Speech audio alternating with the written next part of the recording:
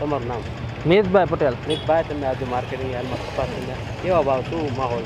માહોલ એ સારો છે અને અત્યારે ભાવ પણ સારા મળી ગયા છે. લોકો ખેડૂતને સંદેશ શું આપશો? ખેડૂતને સંદેશો આમ સારું કહેવાય એક રીતે, અને માહોલ જેવો આપણે જાવી છીએ એવો સારો છે. કઈ તકલીફ, કોઈ વાંધો નહીં? ના ના, કોઈ કાંઈ જાતનો વાંધો નથી. માહોલ સારો પહેલાં કરતાં અત્યારે માહોલ ઘણો સારો કહેવાય એમ. આપણો પરિચય? મનહરભાઈ દામજીભાઈ માતરિયા, ચેરમેન એપીએમસી બોટાદ. આજે માર્કેટિંગ યાર્ડમાં બીજા દિવસ છે હરાજીનો. કેવા પ્રકારના વાહન આવ્યા છે અને કેટલા નાના મોટી વાહન અને કેવા પ્રકારનો ભાવ આવ્યો છે?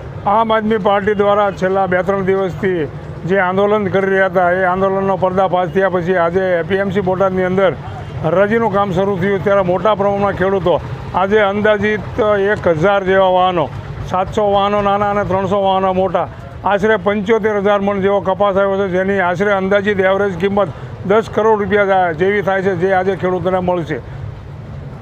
આગળના દિવસોમાં કંઈક 19 તારીખથી 26 તારીખની રજા જાહેર કરી, તો આપ ચેરમેન તરીકે ખેડૂતોને શું સંદેશો આપવા માંગો છો? બોટાદ એપીએમસીમાં કપાસ લઈને આવતા ખેડૂતોને સંદેશો આપવા માગું છે કે આગામી 19/10/25થી 26/10/25 સુધી દિવાળી વેકેશન હોવાને કારણે વહેલાસર પોતાનો કપાસ લઈને આવે અને પૂરતા ભાવો પણ આજે એપીએમસીમાં હરાજીમાં મળ્યા હતા.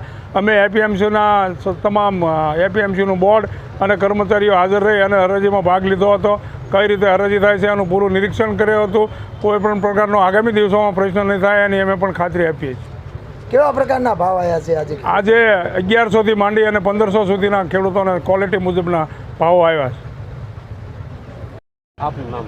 સુરેશભાઈ કલ્યાણભાઈ. આજે તમે કપાસ લઈને આવ્યા છે, શું છે? કપાસમાં તો આજે બહુ સારું છે. જેવો કપાસ હોય એ પ્રમાણે ભાવ છે અને ભાવે સારા મળે છે. 1000 રૂપિયાનો કપાસ હોય તો 1000 રૂપિયા લગીને ભાવ મળી જાય છે. અને કડદામાં સાહેબો ઊભા પગે રહે અને સોલ્યુશન કરાવી નાખે છે. બધું સારું જ છે? બહુ સારું. હા, માલની આવક સારી થઈ છે આજે.